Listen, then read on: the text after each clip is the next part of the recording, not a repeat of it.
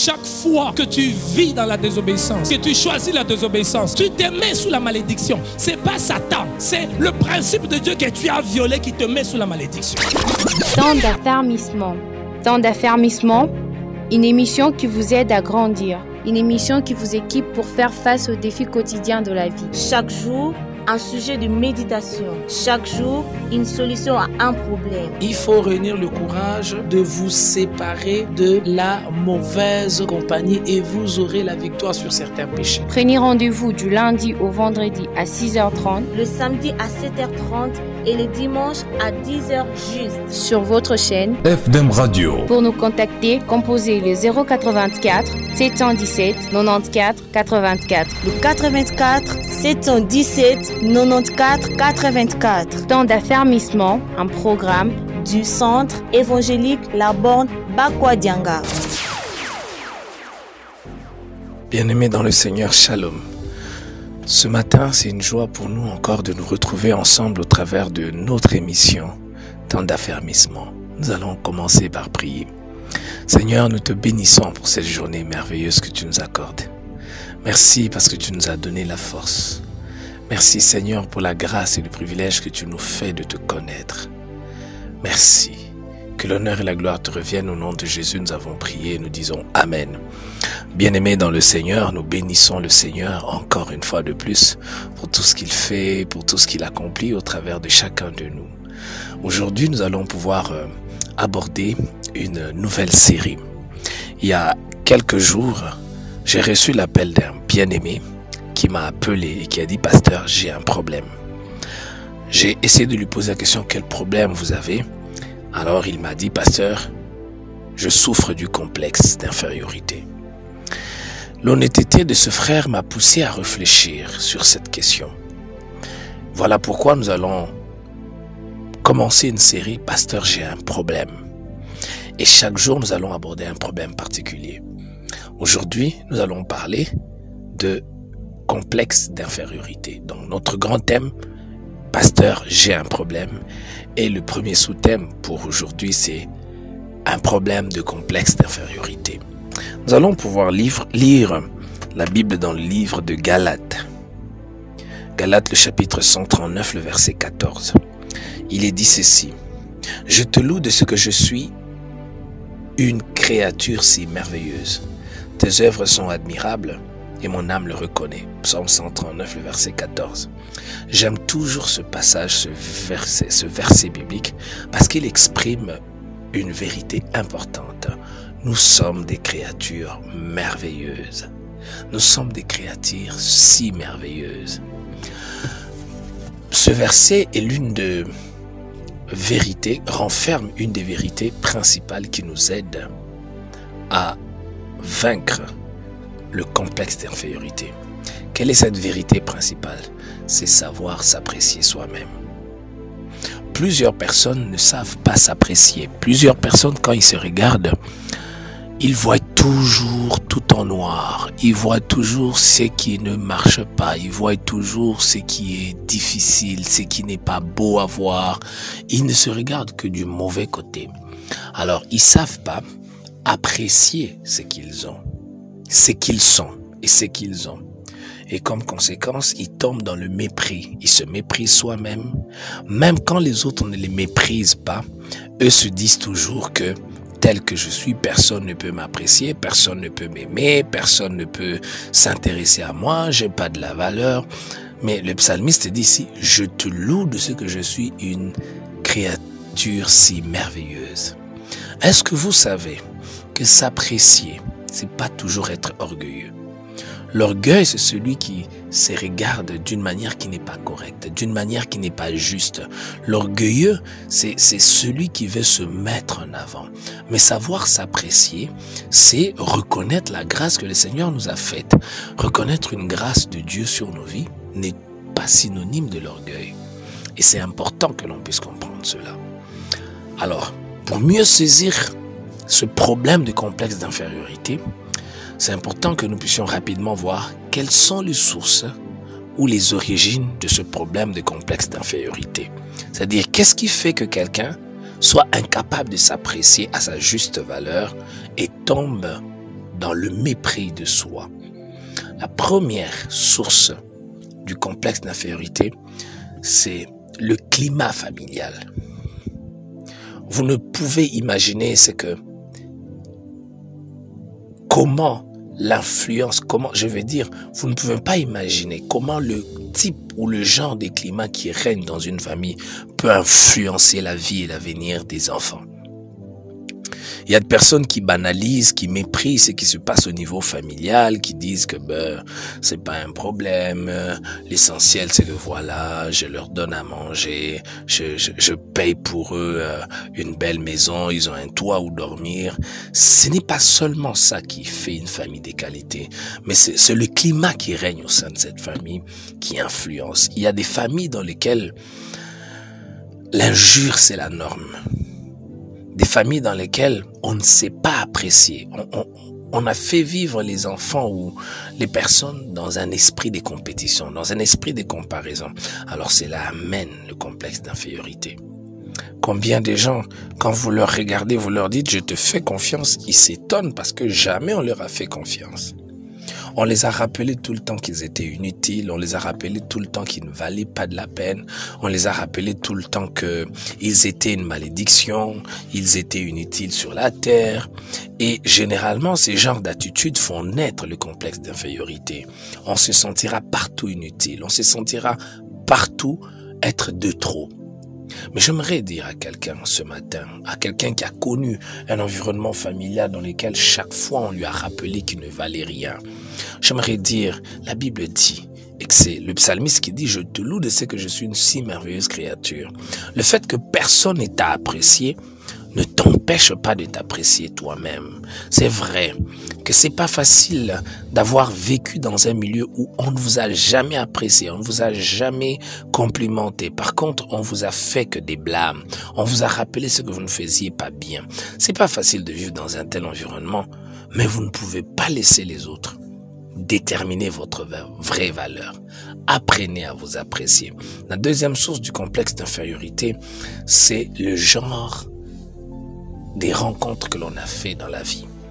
Il y a des rencontres, la vie est faite des rencontres, comme vous le savez, mais il y a des rencontres nocives, il y a des rencontres qui détruisent, il y a des rencontres qui ruinent. C'est ces rencontres où on te fait sentir toujours que tu es inférieur. Ces rencontres où on te fait sentir toujours que tu ne vaux pas quelque chose. Il y a effectivement des personnes qui ont fait ces genres de rencontres dans leur vie. Des rencontres où chaque fois on les a rappelés qu'ils étaient inutiles. Chaque fois on les a rappelés qu'ils ne valaient pas la peine. Ce n'est pas parce que quelqu'un veut votre compagnie ou veut être en compagnie avec vous qu'il vous aime forcément. Vous savez, il y a des personnes qui veulent être en compagnie des gens qu'ils vont tout le temps rabaisser, qui vont tout le temps vous diminuer. Lorsque vous restez à côté des personnes qui vous rabaissent tout le temps, qui vous diminuent tout le temps, eh bien, vous pouvez être sûr que là, le décor de la naissance des complexes d'infériorité naît. Troisième source du complexe d'infériorité, c'est les déficits en matière d'éducation ou de formation. Il y a des personnes, parce qu'ils n'ont pas reçu une certaine formation, que ce soit scolaire, académique, ils se retrouvent dans une manière de penser qui les pousse à croire qu'ils ne valent rien, ils ne sont rien parce qu'ils n'ont pas étudié, ils ne remplissent pas certains critères. Eh bien, frères et sœurs, il y a plusieurs personnes qui sont dans cette catégorie-là, qui se disent, voilà, parce que je n'ai pas ceci, je n'ai pas cela, je n'ai pas atteint tel niveau, donc je ne vaux pas de la peine, je suis inutile. Mon frère, ma sœur, quel que soit ton niveau d'instruction, tu as toujours quelque chose à offrir autour de toi, à offrir au monde. Et c'est important de ne pas toujours penser à ce qu'on ne peut pas faire, mais penser aussi à ce qu'on est capable de faire. Vous savez, plusieurs personnes, ils ont cette mentalité de passer plus de temps à réfléchir sur ce qu'ils ne peuvent pas faire au lieu de penser à ce qu'ils sont capables de faire. Vous avez toujours des compétences, vous avez quelque chose à offrir au monde, quelque chose à apporter au monde. Alors arrêtez de vous voir inférieur parce que vous n'avez pas reçu une certaine formation, vous n'avez pas eu un certain parcours. Non, votre valeur, c'est pas derrière ça. Alors, quelles sont les choses ou les actions qu'il faut poser pour sortir du complexe d'infériorité? La première action, la première attitude à avoir pour sortir du complexe d'infériorité, c'est de se regarder comme Dieu te regarde. Et j'ai dit que c'est la base même. Lorsque vous ne vous regardez pas comme Dieu vous regarde, vous allez vous regarder comme les hommes vous regardent. Et les hommes, généralement, ils vont vous faire sentir que vous avez besoin d'eux, que vous ne pouvez rien sans eux, que vous ne valez rien sans eux, c'est eux qui vous valorisent. Vous devez retourner vers Dieu. Vous devez regarder à Dieu. Si vous regardez à Dieu, vous découvrirez votre vraie valeur. Vous avez de la valeur. Et cette valeur que vous avez, ce ne sont pas les hommes qui la fixent. C'est Dieu qui a fixé votre valeur. Vous voulez fuir, être libre du complexe d'infériorité, apprenez à vous regarder comme Dieu vous regarde. Et pour apprendre à se regarder comme Dieu nous regarde, la lecture de la Bible et la méditation de la parole sont une chose très importante. Si vous lisez la parole, si vous lisez, vous aimez la Bible, vous découvrirez quelle est la place que vous occupez dans le plan et dans les desseins de Dieu. La deuxième attitude qu'il faut avoir pour avoir les dessus sur les complexes d'infériorité, c'est savoir apprécier ce que l'on a, savoir apprécier ce que l'on est. Vous savez, il y a plusieurs personnes qui vivent toujours dans la comparaison. Ils ont tendance à se comparer aux autres. Ils ont toujours tendance à se mesurer par rapport aux autres. Et cela finit par être une prison pour leur âme. Cela finit toujours par amener plein de tristesse et plein de remords. Arrêtez de vous comparer aux autres. Ce n'est pas parce que vous dépassez quelqu'un ou parce que vous cherchez à prouver que vous dépassez quelqu'un que vous avez plus de la valeur. Votre valeur n'est pas dans la comparaison avec les autres, non. D'ailleurs, au lieu de se comparer aux autres, il faut toujours se poser la question, qu'est-ce que moi j'apporte? Qu'est-ce que j'apporte aujourd'hui? Qu'est-ce que j'ai apporté à ceux qui m'ont rencontré? Très important, très très important. L'autre attitude qu'il faut avoir pour avoir les déçus sur le complexe d'infériorité, c'est de fréquenter des personnes qui savent vous valoriser. Et c'est très important. Il y a plusieurs personnes qui n'ont pas pu faire certaines choses dans leur marche, dans leur parcours, simplement parce qu'ils ont rencontré des personnes qui ne savaient pas les valoriser. Ils n'ont fréquenté que des personnes qui les rabaissent. Ils n'ont fréquenté que des personnes qui les diminuent. Ils n'ont fréquenté que des personnes qui les font sentir qu'ils sont sans valeur. Pour vaincre les complexes d'infériorité, eh bien, vous devez fuir toutes les personnes qui vous font sentir que vous êtes inférieur et que vous êtes inutile. Et la dernière, ou l'avant-dernière, voulais-je dire, attitude qu'il faut avoir face au complexe d'infériorité, c'est d'apprendre à prier et de parler à Dieu de ce problème. Dieu veut que nous soyons honnêtes. Dieu ne veut pas que nous puissions faire semblant de ce que nous vivons, de ce que nous sommes. Non. Dieu veut que nous allions vers lui tel que nous sommes et que nous lui exposons nos véritables problèmes, les problèmes qui tracassent nos cœurs, les problèmes qui nous dérangent. Dieu veut que nous lui exposons nos problèmes. Vous avez un problème de complexe d'infériorité, vous vous sentez toujours inférieur, vous avez peur de prendre parole au milieu ou en public parce que vous vous dites, vous allez certainement commettre une erreur.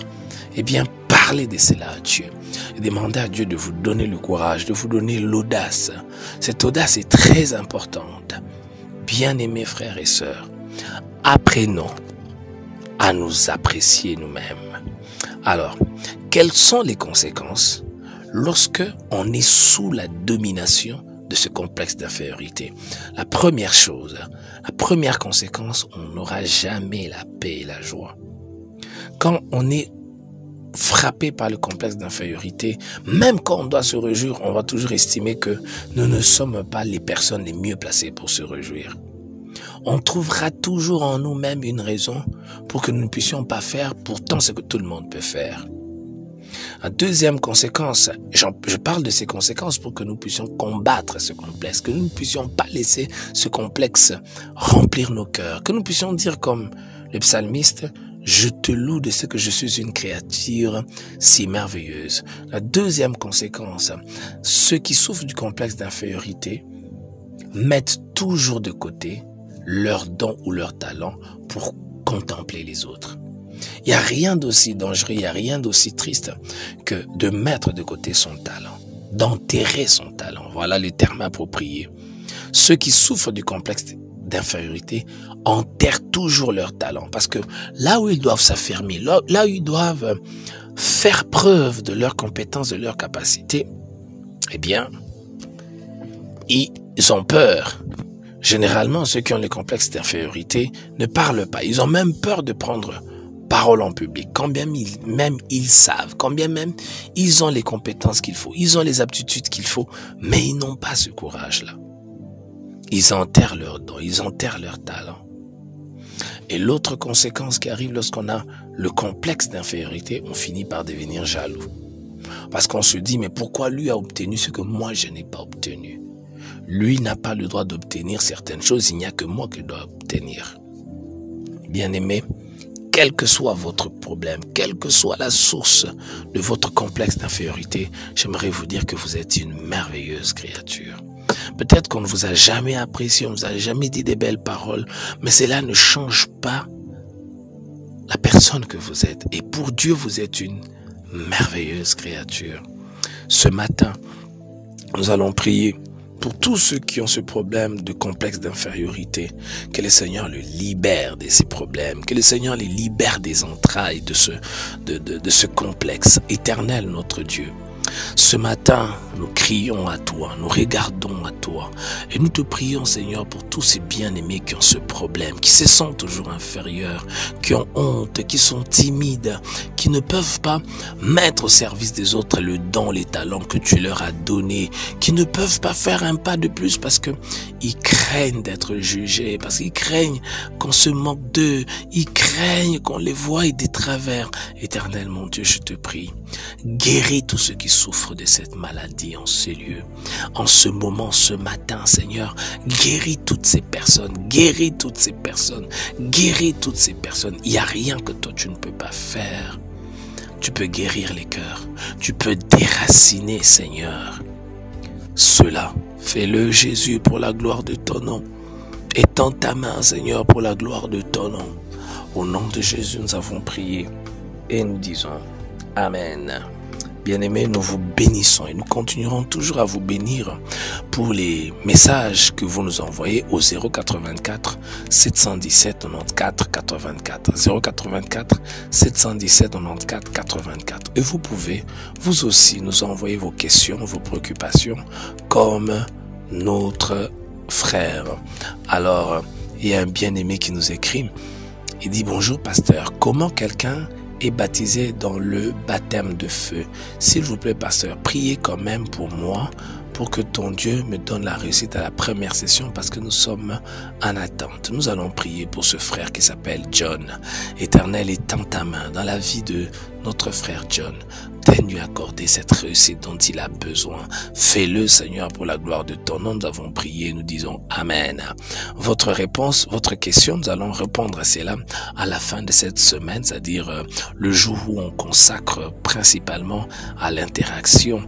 Et c'est entre le vendredi et le samedi, nous allons répondre à cette question ce jour-là, parce que là, nous aurons beaucoup plus de temps. Il y a un bien-aimé qui nous écrit et qui dit « Bonjour pasteur, bonjour révérend, c'est le frère John, votre auditeur. Je veux juste que vous puissiez un peu me faire comprendre avec une petite explication. » Eh bien, c'est un message que nous avons lu déjà l'autre fois et nous avons répondu. C'est comme ça que nous allons passer, parce que nous n'allons pas répondre deux fois à la même question.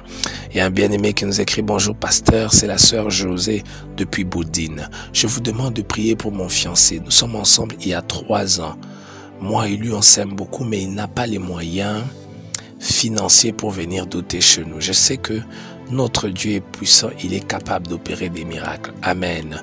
Nous allons prier, ma sœur, pour toi et pour ton fiancé. Que le Seigneur vous soutienne.